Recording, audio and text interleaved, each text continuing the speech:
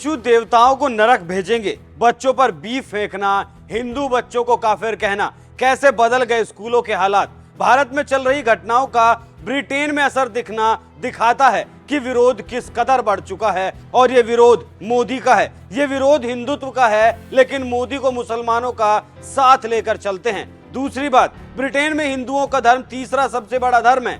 10 lakh Hindu Britain में रहते हैं। यहाँ एक चीज तो साफ हो जाती है कि हिंदू अगर कहीं सुरक्षित रह सकता है तो वो सिर्फ हिंदुस्तान में रह सकता है और कोई जगह नहीं है। हिंदुस्तान में भी फैलते इस्लामी कट्टरपंथ से आपको आज रूबरू कराऊंगा। आखिर चल क्या रहा है ब्रिटेन में, बताऊंगा आपको इस रिपोर्ट में।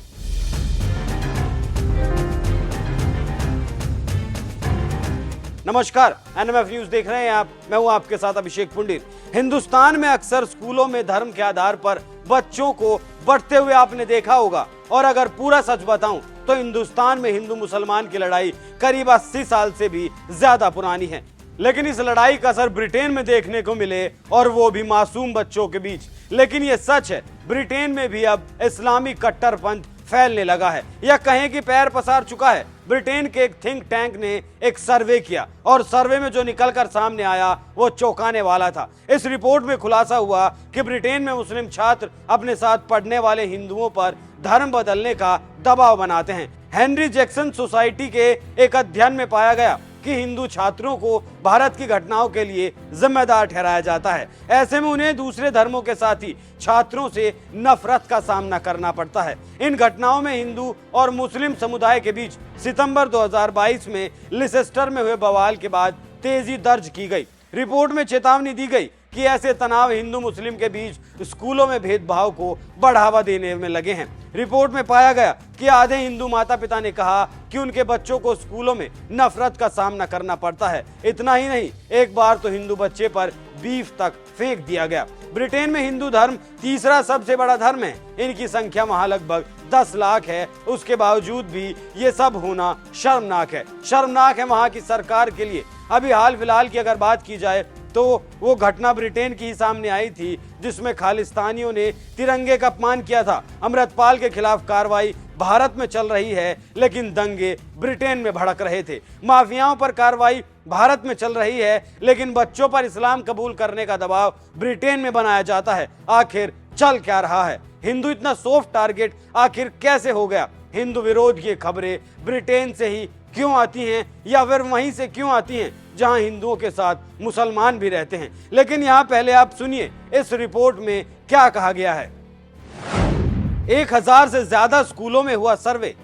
द टेलीग्राफ की एक रिपोर्ट के मुताबिक हेनरी जैक्सन सोसाइटी में रिसर्च फेलो और प्रिवेंट काउंटर एक्सट्रीमिज्म को ऑर्डिनेटर चार्लोट लिटिलवुड ने 988 हिंदू माता पिताओं से बात की और देश भर में 1000 से ज्यादा स्कूलों का मौका मुआयना किया। इस सर्वे में सामने आया कि स्कूलों में बढ़ रहे हिंदू विरोध की घटनाएं लिसेस्टर में हुए दंगों के बाद तेज हुई हैं। लिसेस्टर में हुए दंगों को लेकर पुलिस ने पिछले सितंबर में 55 गिरफ्तारियां की थी। इसमें सरकारी और निजी संपत्तियों में तोड़फोड़, हमले, छुरा घोंपना और पूजा स्थलों पर हमले शामिल थे। लिसेस्टर में हुए हमलों की तस्वीरें हमने देखी थी, कैसे मंदिरों को तोड़ा जा रहा था, नाराए तकबीर के नारे लगाए जा रहे थे। मुस्लिम भीड़ कैसे हिंदुओं को काट देना चाहती थी, और साथ ही वहां के मीडिया का दोहरा मुखौटा भी देखने में सामने आया था। वहां की मीडिया कैसे प्रचारित कर रही थी कि दंगों के लिए सिर्फ हिंदू दोषी हैं। अब यहाँ ये थिंक टैंक ने पाया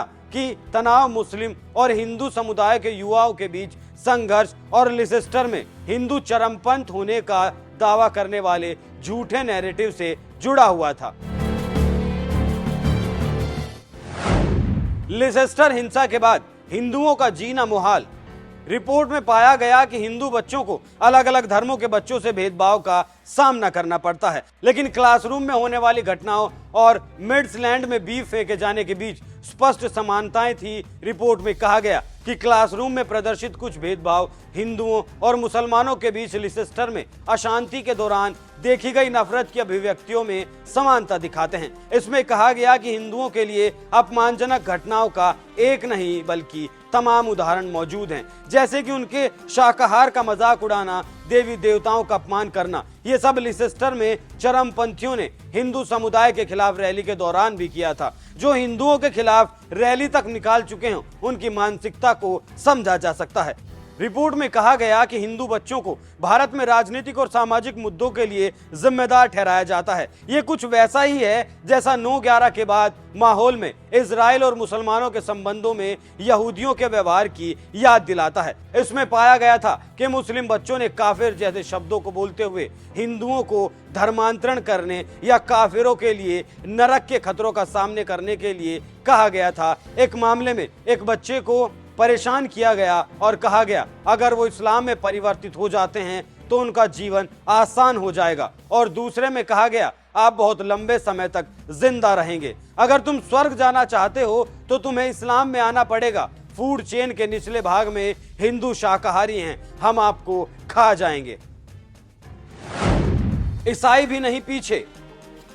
एक माता पिता ने बताया कि बच्चों को एक इस्लामिक उपदेशक के वीडियो देखने और धर्म परिवर्तन करने के लिए कहा गया, क्योंकि हिंदू धर्म का कोई मतलब नहीं है। शोधकर्ताओं और जेनोफोबिया के प्रमाण भी मिले, जिनमें ईसाई छात्र भी शामिल हैं, जिसमें एक बच्चे ने कहा यीशु तुम्हारे देवताओं को नरक भेजेगा। रिपोर्ट में पाया गया कि धार्मिक शिक्षा भारतीय जाति व्यवस्था के अनुचित संदर्भों और देवताओं की पूजा पर गलत धारणाओं के कारण हिंदुओं के खिलाफ भेदभाव को बढ़ावा दे रही हैं। ब्रिटेन में बाकी धर्मों को त्योहारों के लिए छुट्टी दी जाती है, लेकिन हिंदू बच्चों को अक्सर दिवाली के लिए भी छुट्टी नहीं दी जाती। ऐसे में इस अत्याचार को समझा जा सकता है, और इस हिंदू अत्याचार का कारण कहीं ना कहीं बोरिस जॉनसन की सरकार रही थी। जब बोरिस जॉनसन ब्रिटेन के प्रधानमंत्री हुआ करते थे, उस वक्त खालिस्तानियों को खुली छूट दे दी गई थी, और यही छूट दी गई ईसाइयों और मुस्लिमों को।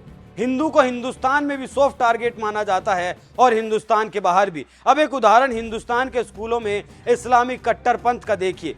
हाथरस के एक स्कूल से खबर आई थी, जहां स्कूल में बच्चों से नमाज पढ़वाई गई। बच्चों से नमाज पढ़वाने की प्रैक्टिस करवाई जा रही थी। बच्चों के हाथ से कलावा खुलवा दिया गया और मेहंदी लगाने पर पाबंदी लगा दी गई। और पता है ये सब क्यों हुआ? क्योंकि यहाँ का प्रिंसिपल एक मुसलमान था। उसे अक्सर शराब पीते हुए भी देखा जाता था। कर्नाटक का हिजाब विवाद भी इसी कट्टरपंथी सोच का एक उदाहरण है। बिहार के कई जिलों से ऐसी खबरें सामने आई थी, जहां साप्ताहिक छुट्टी को रविवार के बदले जुमे के दिन कर दिया गया था। झारखंड से भी तमाम ऐसे स्कूल प्रकाश में आए थे, जहां जुमे की छुट्टी दी जाती थी। और इन लोगों का इसके पीछे का तर्क अगर आप सुनेंगे तो हैरान रह जाएंगे। इनका तर्क था कि इन इलाकों में मुस्लिमों की आबादी ज्यादा है, इसलिए यहाँ जुमे की ही छुट्टी होनी चाहिए। ऐसे में अगर इस तर्क को हिंदू देने लगे तो देश का एक बड़ा हिस्सा मंगलवार को बंद रहेगा। इस बात को इन लोगों को समझना होगा, क्योंकि हिंदू मंगलवार को स्कूल बंद करने की मांग करेंगे। झारखंड में भी यही हाल है। यहाँ भी हेमंत सरकार पर तमाम तुष्टीकरण के आरोप लगते रहे हैं। बिहार में नीतीश कुमार का तुष्टीकरण शिक्षा पर भारी है और झारखंड में हेमंत सरकार का। लेकिन सोचने वाली बात यह है कि इस तुष्टीकरण की आग में बच्चों के भविष्य को क्यों जलाया जाता है? बच्चों के अंदर अगर छोटी उम्र में ही भेदभाव का या कट्टरपंथ का बीज बो दिया जाएगा तो वो तो अपने आप ही एक कट्टरता का पेड़ बनकर निकलेगा। लेकिन वोटों की खातिर बच्चों के भविष्य के साथ खिलवाड़ करने वालों को ये सोचना होगा, और सोचना होगा गजवाए हिंद वालों को, और सोचना होगा उन लोगों को जो सोचते हैं हमने इस देश पर पहले भी राज किया था और एक बार फिर राज करेंगे। सोचना होगा उन नेताओं को जो सत्ता के लालच में आंखों पर तुष्टीकरण का चश्मा चढ़ा लेते हैं, और साथ ही जवाब देना होगा ब्रिटेन के प्रधानमंत्री ऋषि सुनक को कि ब्रिटेन में ये चल क्या रहा है। कहीं तिरंगे का अपमान होता है, कहीं बच्चों को डराया धमकाया जाता है, जबरन इस्लाम कबूल करने का दबाव बनाया जाता है, और साथ ही भारतीय प्रधानमंत्री को भी इस पर एक्शन लेना चाहिए और जवाब मांगना चाहिए कि आखिर ब्रिटेन की सरकार हिंदुओं की तरफ आंख मूंदे क्यों बैठी है। आप इस खबर पर क्या राय रखते हैं, हमें कमेंट करके जरूर बताएं। नमस्कार।